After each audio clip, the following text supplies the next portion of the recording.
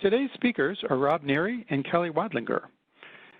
Rob is Vice President of Field Sales Operations and Development at JM&A Group, and Kelly is Manager of Sales Process Development at JM&A Group. And now I'll turn it over to Rob to get us started. Please take it away. Good morning and good afternoon, depending on where you're calling in from. Welcome to Top 5 Tips to Fight Margin Compression. That being said, let's jump right in. Kelly? All right, so I want to give a little bit of background about why we're having these discussions at this point. So what's really some of the different things that are affecting us right now? So one of those is a flattening SAR. We also have a declining profit margin on our sales as additional places are coming into more commonplace. So as we have more and more lead aggregate tools and things like that, it is pushing us down on the profit margin on sales. Additionally, manufacturers have fewer routine maintenance visits, with many manufacturers moving to 10,000 miles between oil changes. So as we're looking at some of our tips to fight margin compression, we like to look at it through a lens of people, process, and technology. And this is a framework where we can look at any potential solutions to fighting these margin compression challenges. Additionally, we want to make sure you look at it as a synergistic. So you see how they're all intertwined. Not just one solution is going to fix it. You need to make sure that you have all three legs of the stool in place in order to have a solid solution. So let's jump into our tips. Tip number 1, hire wisely because turnover is expensive. So hiring wisely, why is it important? Number 1 is selecting top talent can lead to a 30% increase in productivity and a 20% increase in sales. Obviously, an increase in those is going to make a huge difference. And as you're looking at your margins being compressed, productivity, even in non-traditional places to look at, such as the office or in the service lane, can really have a huge increase. So make sure you're looking at things aside from just the sales portion. Additionally, if we do look at sales, a third of consumers are going to seek out a specific salesperson based on positive reviews. So if you have strong salespeople, you have more likelihood that a consumer is going to seek out that specific salesperson. Now here's what's important in what we do at JM&A when hiring. We look at this like a funnel, wide at the top and small at the bottom. And what we mean by that is we want to be able to get as many applications applying for any single position as we possibly can. The more applications that you get, the more selective that you can be. The more selective that you can be, the better talent that you can hire when it comes to competencies and performance, which is going to limit your turnover, increase your performance. Of course, that all leads to more profitability. So you're starting in this funnel, and one of the big things to look at is what is your recruiting process? So the first thing you want to do to narrow down the funnel is identify the position's key competencies. And we're looking at things like learning potential, sales focus, tolerance for sales pressure. And when you hear those things that I'm saying, you'll notice that a lot of those are soft skills. They're not traditional technical hard skills like ability to negotiate or knowledge of the car industry. And that's an important differentiation point is you can teach a lot of hard skills. The soft skills are going to be one of the things you really need to look at because they can dedicate some future success. Now, when looking for competencies, this is how you have to look at it. When you're hiring for, let's say, just take an example of a salesperson. When you're hiring for a salesperson, you're looking at the competencies that apply to that level or to that position. But what you should be doing is not only hiring for the competencies of, say, a salesperson, but maybe a finance manager, a general manager, people that are going to have high potential, that have the competencies that can move up throughout your organization. What that does is that lets you have, again, better bench strength, which is going to lead to less turnover. Of course, that leads to more profitability, and those are the things to consider. That don't just hire the competencies for the position that you're looking at currently, think down the road. The other thing as you're evaluating that funnel is how you're going to narrow it down. So look at not just one-on-one interviews where a sales manager is interviewing a single candidate for a salesperson. You want to have panel interviews. So a one-on-one is perfectly acceptable when you're narrowing it down from 100 candidates to 10 candidates, because obviously panel interviews require a large investment in time and resources. However, when you get down to the key candidates that you're looking for to fill a position, you want to make sure that you get a lot of people involved so they have a lot of different perspectives, and that perspective can be huge in how that person is going to fit into your culture as well. Another big thing that we really push at JM&A Group is utilizing behavioral event interviewing techniques. And what the concept behind that is past performance is going to be a great indicator of future successes. So while it's very easy to say, oh, what's your biggest weakness, or what's something that you want to improve upon, candidates can very easily prepare themselves for those questions and have a stock answer. What becomes more of a challenge for them and gives you a much better idea of who you're dealing with is behavioral questions, such as, tell me about a time when you had to deal with a difficult client. Everyone's going to be able to say, oh, I deal with difficult clients all the time. But if you get into an event and they're talking about it, you're going to see how they actually handle stress. What did they do? How did they handle it? And that's going to tell you a lot about the candidate. When asking BEI questions, it's good to have, or behavioral event interviewing questions, it's important to have really good follow-up questions, because you're asking them about an event that happened in their career or in the position that they were in, and it's kind of letting you know what they did. But what you want to follow it up is, what did you actually do? What was the outcome, or what were the results? And therefore, you can dig a little deeper, and they'll be able to tell you specifically what they did that made an impact in the result of that event. And as we look at people, process, and technology, let's not overlook some of the technological ways that you can help hire wisely. And one of those areas that technology can help is to test for competencies, performance potential, behavioral attributes.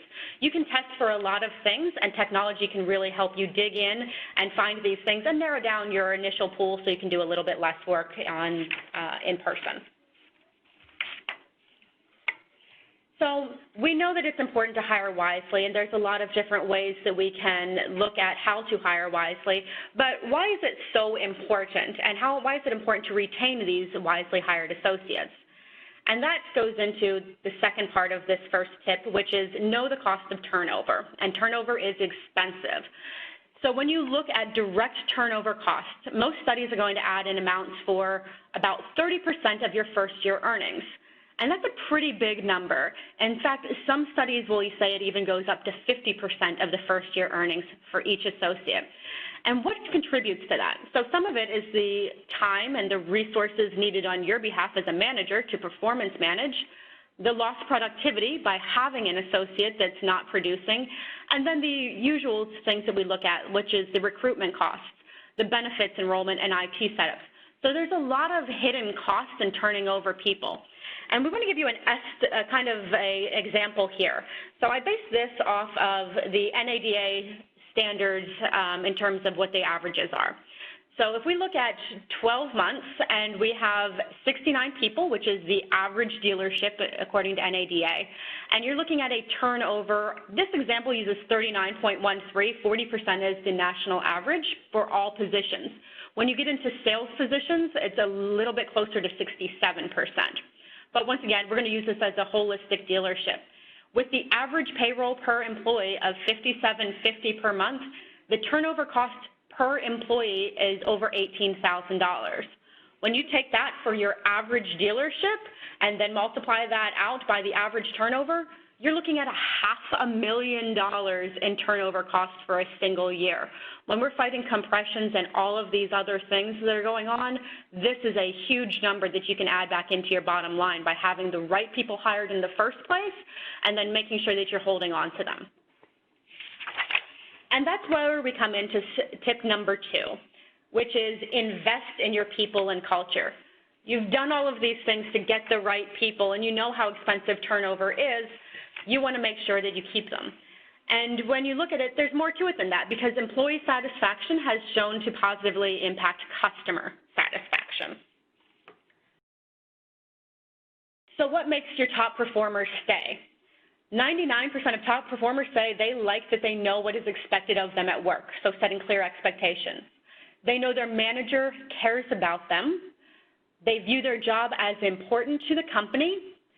they have opportunities to learn and grow, and someone encourages their development. So those are the top 5 reasons that your top performers are going to stay. So it's all about investing in your culture. And before you can invest in your culture, it's really important to define your culture. At JM&A and JM Family, we say that associates are our most important asset. That's a big core competency and big belief in our group. However, what is your culture at your dealership? Are you associate-centric or employee-centric like we are? Are you customer-centric? Are you community-centric and really involved in your community? Are you more volume-centric and you want to be the largest volume dealer? Or are you profit-centric where you don't care about the volume as much as you care about being very profitable?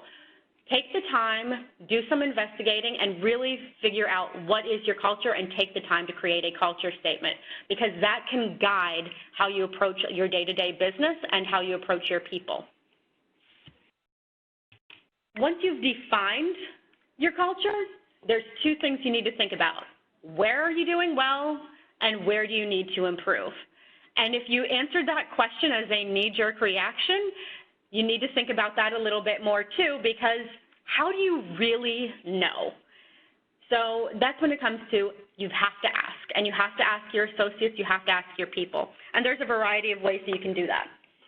So when trying to find out what your culture is like, what you want to do is make sure that you have a neutral party asking those questions. And the questions that you want to ask is very simple. Ask the questions that we had on the previous slide that said, why do top performers stay, which you could easily Google, or we can get that information for you. But what you have to think about is you need a person that is neutral, maybe somebody that works in the office that's not with all of your people every day, that you can have come out and interview your associates to find out how they feel about the business, the culture, and how they feel about working there. Another way that you can do it, and the way that we do it here at JM&A Group and even JM Family, is we utilize online surveys. And they can be as little, very little cost or even free, but what that will do is that will anonymously get you the true feeling of what's happening in your culture and how people feel about working there. Again, you find out where the opportunities are, you plug those holes, and guess what? You'll have happier people that perform better and, again, making more money. So you've bought into the idea that, hey, I do need to survey my people. And then it goes, well, what kind of questions should I ask?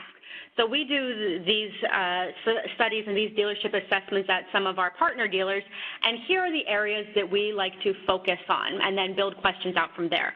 So 1 is employee satisfaction. 2 is your training and development. Role clarity, remember the #1 reason that top performers stay is clarity in their role. Compensation, work-life balance and benefits, the dealership working environment, leadership, new hire processes and training, and recognition. So these are some areas that you can build out some questions around when you create those employee surveys. So I said that we have participated in these with some of our partner dealers. So what are the results that we're finding most consistently? We had over 50 dealership points participate, and the highest areas of dissatisfaction with dealerships are, #1, work-life balance. #2 is development and promotion opportunities. 3 is communication and leadership, and 4th is compensation, which surprises a lot of dealers because most people assume that pay is going to be #1. Pay's not even hitting the top 3.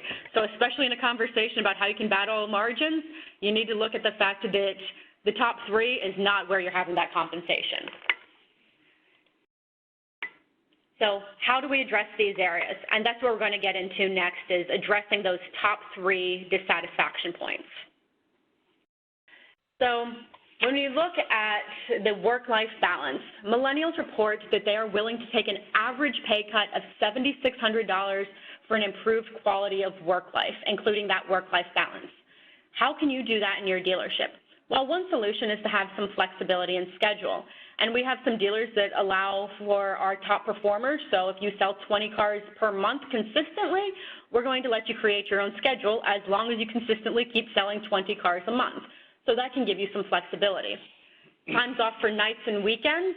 or even time off for community involvement. If you decided that, hey, we're really community-oriented here, let your associates participate in some of those community events.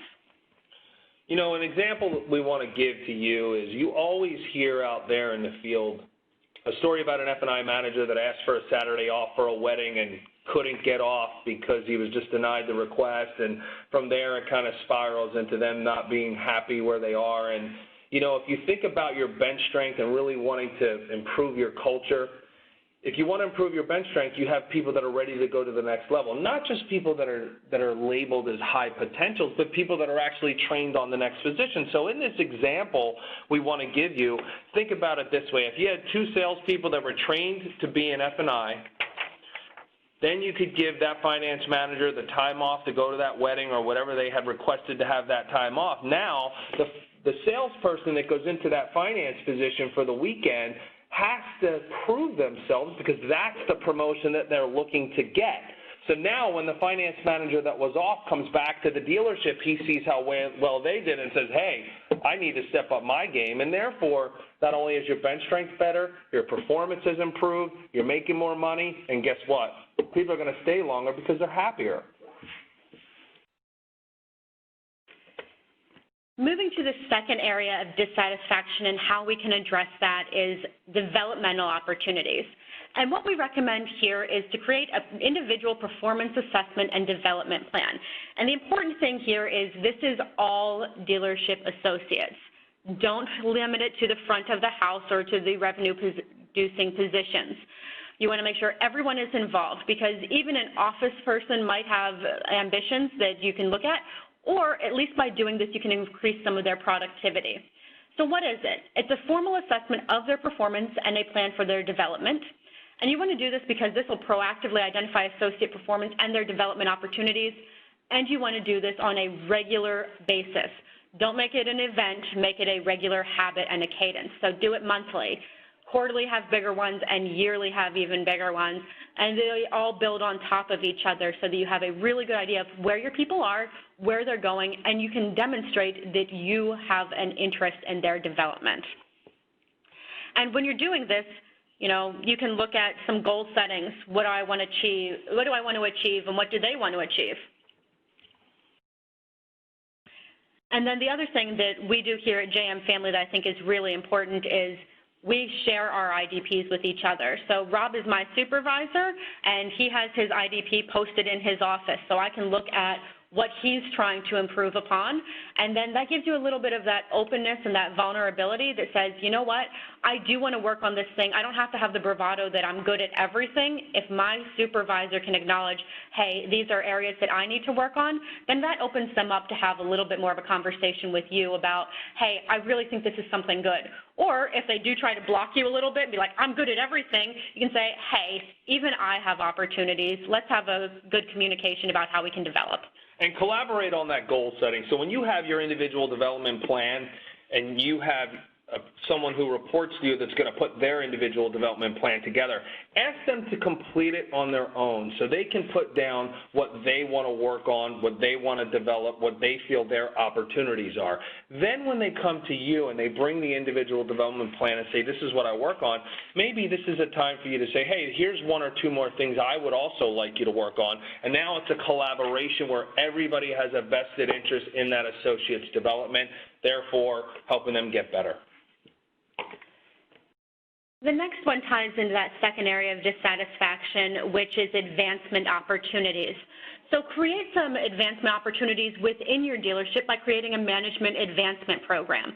So who is going to participate in this? Obviously, this is not going to be all dealer associates, but you want to identify high potential dealership associates.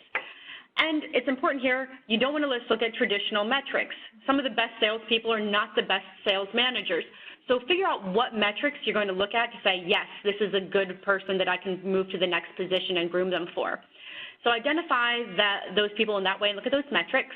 And then once you've identified those associates and have a specific criteria set for it, how can you develop them? And we have some ideas around how you can develop your people while taking advantage of that technologies. So if you have a management development program, how can I teach these people? I know they're high potential, but what's going to be good to get them onto the right track to become future leaders? So some technology tools, this is a great one, what you're attending right now. Auto News puts out a lot of webinars every month that can give you training and ongoing education. So look to those, and they might fill in some gaps where your people need some help. Online forums can be a great place. There's some Facebook groups, there's LinkedIn groups that are dedicated to a specific area. Your state association, NADA, NIADA, any of those will have classes that are formalized.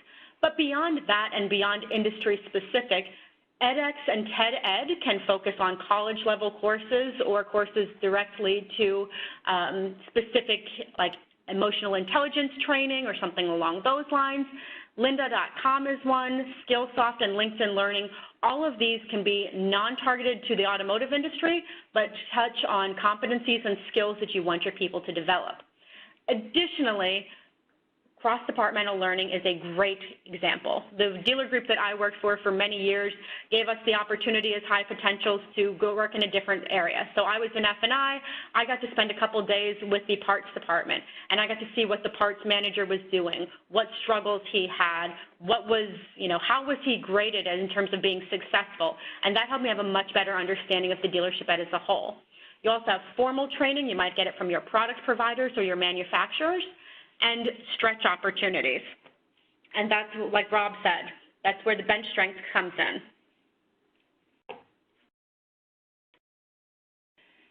Next, communication and leadership, the third area of dissatisfaction. So here are 4 tips within the tip for how you can have more effective communication and leadership. Number 1 is be authentic. And when I say authentic, I mean if you make a mistake, don't be afraid to own it.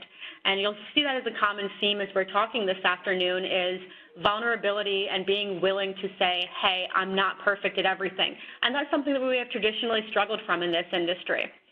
Second is applying active listening skills. People love to be heard, so make sure that you are listening to them and giving them an opportunity to express how they feel. And they might have some really great ideas.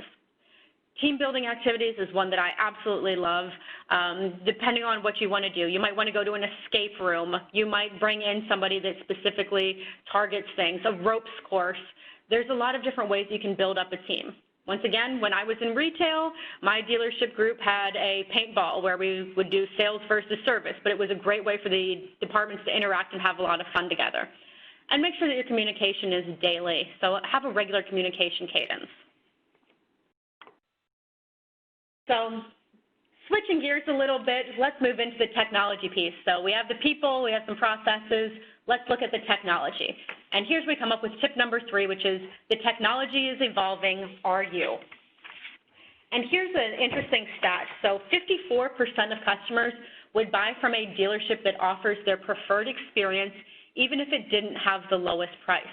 As we're looking at margin compression and so many people being concerned about the front-end grosses of their deals, here's something to keep in mind is consumers aren't necessarily feeling that pressure all the way. They are saying, if I get the right experience, it's worth something to me. So is there ways that technology can support that experience? So moving to this, 33% of customers, so if 54% will pay more for the right experience, right now, 33% of customers would like to be able to complete the entire process online instead of visiting a dealership. And I think that's very scary to a lot of dealers out there. And what you need to see in this is if we're at 33%, and it does vary, depending on the study you look at, it can be anywhere from 10% to 33%, but we're outside of the early adoption phase. We're getting into the early majority where people are really pushing that. So is your technology evolving to the point where you can actually do an entire process online? Or can you do most of it online? Can you do none of it online? Where are you in that technology frame?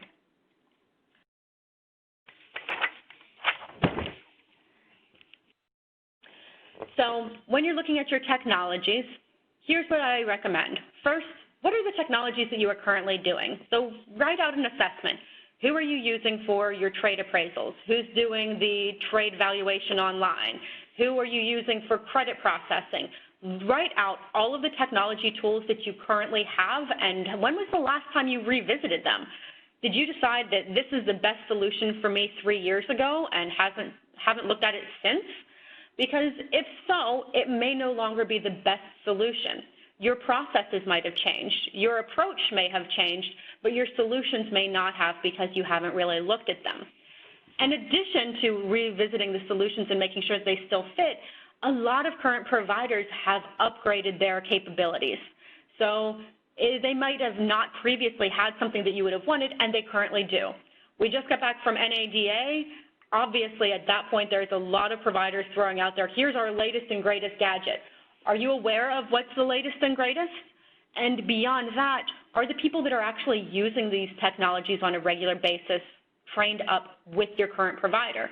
Or have they been trained by somebody who is trained by somebody who is trained by somebody at the product provider? So if you haven't had your technology company in and really make sure people are trained up, that might be a good opportunity. And create a regular cadence for you to look at these. Maybe every 6 months, maybe once a year, but make sure you're keeping up with the latest and greatest. Here at JM&A, we have a department called the Evolution of Retail, and Kelly heads up that department. And what we do in that department is basically investigate technologies. We learn, test, and develop strategies for the future, partner with our dealers, and let them know what's out there. If you're not doing that or you don't have access to that, create access. Maybe start a panel in your dealer group or your dealership and get people involved to do those investigations, ask questions at your 20 group, whatever it takes. But find out what's happening out there. So know your technology, and all of the solutions are going to be different depending on your dealership's specific needs. But here's one thing that I can tell you for sure, regardless of which technology you are using, tip number 4, technology is not a silver bullet. You have to develop a solid customer-centric process. So part of that is when you look at my role is my title is actually sales process development.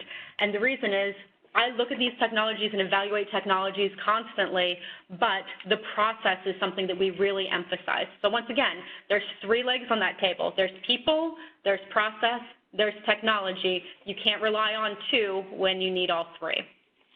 You also have to think about how customers want to start, and that is actually changing these days. And what we mean by that is you know, there's customers that are starting on their iPhone, moving over to an iPad, or moving over to their Android, then their computer, and then they're coming into the dealership.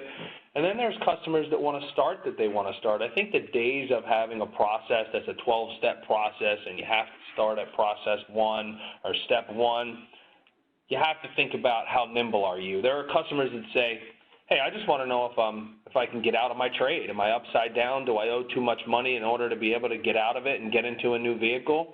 Or I have a budget in mind. I have a payment I need to be at, and all I want to know is, do you have a vehicle that can support this payment? So think about where in the process a customer may want to start and be nimble and be able to do that. And really, that's important. So when Rob's talking about those 12-step processes or 10 steps or whatever it may be, 81% of consumers do not enjoy that process. But you know what process they do enjoy is Amazon. And Amazon's goal is to be the most customer-centric company. So take some notes from Jeff Bezos at Amazon and see how you can obsessively focus on the customer and how your processes can enable the customer to really do what they feel is important. Now, this brings up an interesting topic because a lot of people, when we say you have to develop a customer-centric process, will come back and be like, no, it's going to cost too much. If it's customer-centric, we might lose money. Now, I can point out several different studies that say you actually will find out being customer-centric raises the PVR, but let's put that aside for 2 seconds and look at the cost of not being customer-centric. So one is poor CSI scores. If you have poor CSI scores, there's manufacturer money tied to it. If you're looking at ways to fight margin compression, having those top scores and getting that manufacturer money is going to be key. Beyond that, lack of loyalty. New customers have much higher acquisition costs over retained customers that you've kept happy. So spend less, retain more. And finally, social media. When I first got into the business, there was an adage that for every 1 person that tells everybody about their good experience, there's going to be 10 people that are talking about their bad experience. that metric has really changed over the years because people are no longer talking about their bad experiences to 10 people, and they're no longer talking to their good experiences to 1. They're telling everybody in their social media feeds, good or bad, what their experience was. And that might not be 10 people. In fact, I can pretty much guarantee it's not 10 people. It's probably hundreds, possibly thousands of people are going to be exposed. So if you're looking at cost of being not customer-centric, the potential social media, and they are doing research on social media when they're picking out their vehicle, that can be a huge cost to you. So there's a cost in not being customer-centric, not just a perceived cost of being customer-centric. So what should that process look like? And the interesting thing here is customers are looking at a variety of different channels. They're not just looking online. They're chatting. They're on phone. Like I said, they're even on social media. And despite current online research trends that say 8.5 hours is what somebody is going to spend researching online before they buy a car, 53% of consumers still have the initial contact with the dealership by walking through the front door, which is important because you can't forget the fact that they've spent 8.5 hours when they walk in to see you.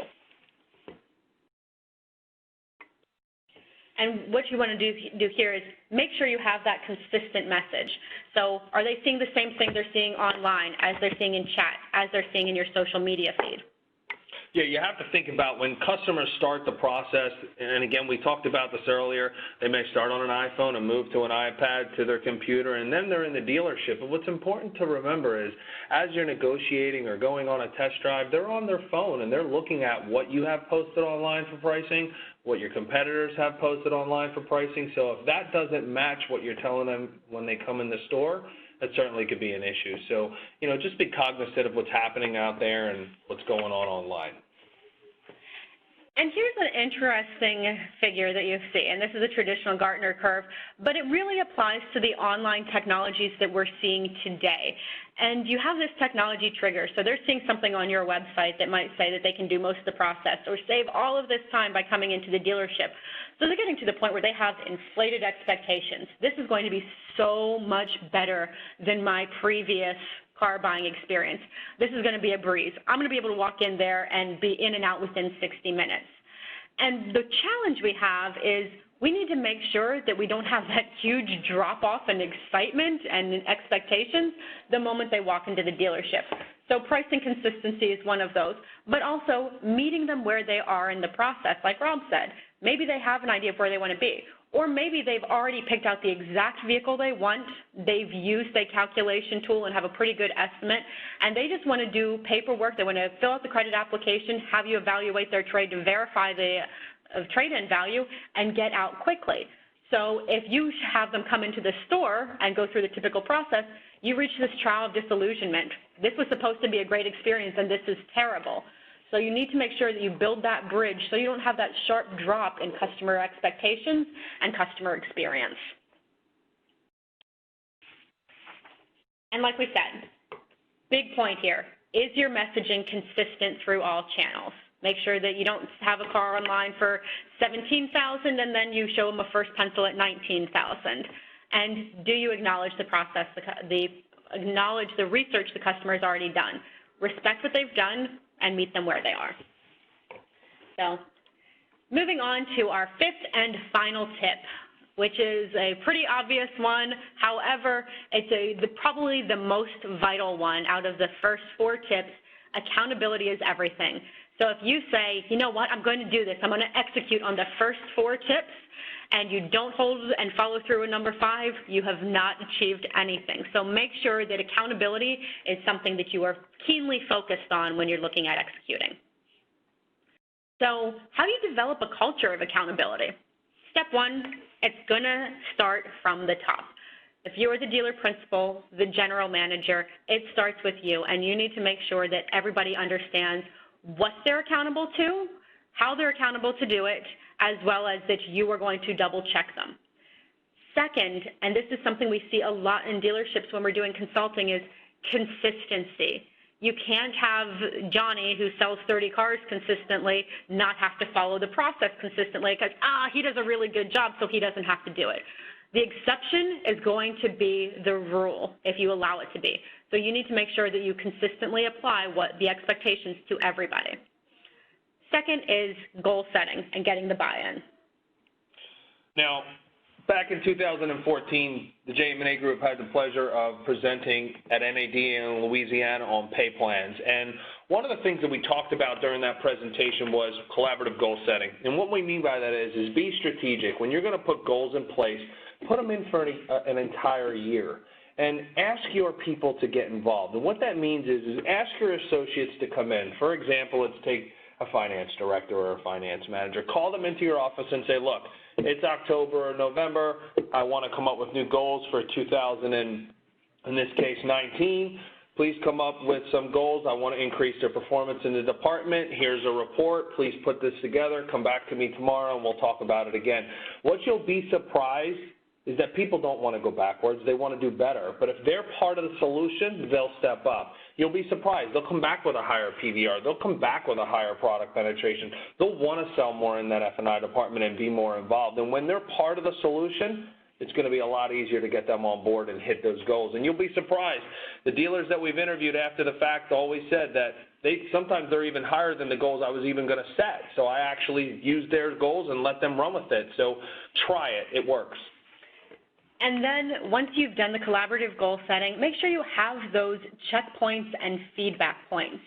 And make sure that it's regular. So make sure you're touching base on those goals monthly, quarterly, yearly, and making sure you're giving them feedback. If they're not hitting the expectation, make sure that you guide them back in the direction of that accountability process. So if they're not hitting what they need to hit, if they're not being accountable to it, make sure you have those checkpoints so you can have some resets and some points where you say, we've gone a little bit off. Here's some guardrails to make sure you don't get too far off. Another thing to remember is what's important is to have an excellent reporting system, and if you don't, get one. And what we mean by that is have something that's automated, that goes out every day, that goes to your people, that lets them know where they stand versus their goals. Because if people don't know where they are, they don't know where to go. If people understand every single day what the goals are and where they need to be, you're going to have a lot better performance. And to piggyback on that with Rob, too, is one of the things I used to do is post leaderboards in the lunchroom, because people will spend an hour of their day in the lunchroom, and nobody wants to spend the time in the lunchroom when they see their bottom on the list. So if they're there and they say, yes, I'm on top of it, it can create that culture of accountability where somebody recognizes it. But it doesn't have to always be those metrics. It might be looking at consistently performing the process or something like that. So look at, once again, evaluate those metrics when you're doing that and make sure that you're giving feedback. And when talking about automated systems, another thing that's great out there is if it's automated and the email goes automatically out to all the associates in the morning. For example, if it's 7 a.m., a performance report goes out to all of your people and lets them know where they're at. It's 2 clicks of a button and they know exactly where they're at, and you haven't had to do anything, and they know where they are before they even get to work. So that'll also help you with accountability and performance. All right, so we've gone through our 5 tips. Let's do some review here. Tip number 1, hire wisely because turnover is expensive. Do not leave that $500,000 each year on the table. Make sure you're hiring wisely and controlling turnover. Tip number 2, invest in your people and culture. The best way to control turnover is to make sure that your people are valued and you have a great cultural experience.